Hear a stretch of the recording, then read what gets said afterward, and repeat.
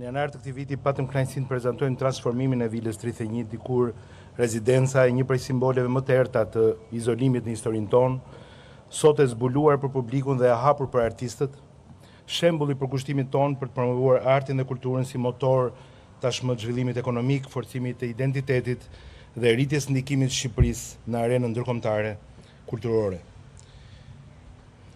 I uroj edhe një herë nga ana ime në emër të Ministrisë dhe në emër të qeverisë mirëseardhjen zotit Haddad, ministrit francez deleguar për Europën, zotit Gjyse, nga ana ime, presidenti Fondacionit Art Explore dhe gjithë delegacionin francez që viziton Shqipërinë.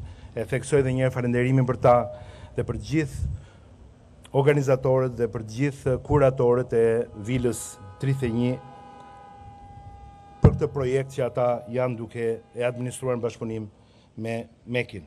Art Explora nga vetë emri, qëllimi, ngjall eksplorimin krijues dhe ndërveprues mes vendeve dhe komuniteteve, duke rrëzuar hierarkitë, ashtu siç punët e artistëve që do t'i përjetojmë sot, fryti misionit të Vilës 31, ku sot bashkëtojnë shpirtra të lirë nga gjithë bota, brenda mureve ku dikur ekzistonte vetëm një fantazi, ajo e antilirisë. Ky projekt sjell bashkëtesën e kujtesës historike me krijimtarinë e gjallë të së tashmes, përmes artit dhe reflektimit.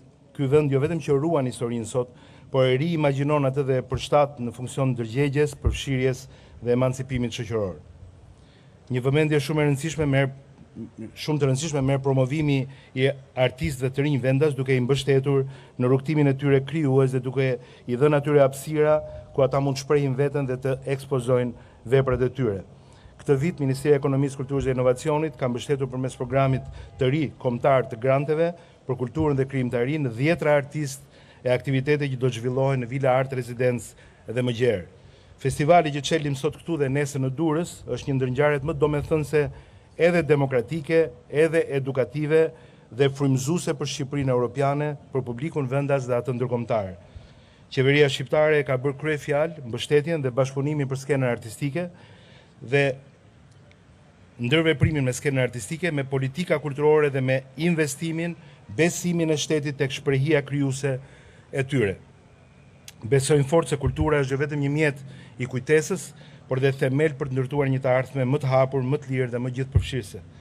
Krijimi një skene kulturore vibrante, dinamike, provokuese është kryefjala e ditëve që po jetojmë dhe atyre që do të vinë.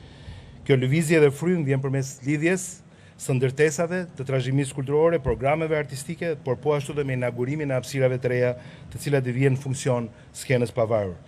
Nuk ka asgjë më efektive se sa kur një shoqëri vetë reflekton, vetë korrigjohet, hapet nga një katarsesi kulturor konstant dhe artistik, liron vetveten nga klaustrofobia lokaliste dhe emancipohet përmes artit. Art Explora dhe Vila 31 janë pioner dhe janë lokomotiv e këtij misioni. Faleminderit.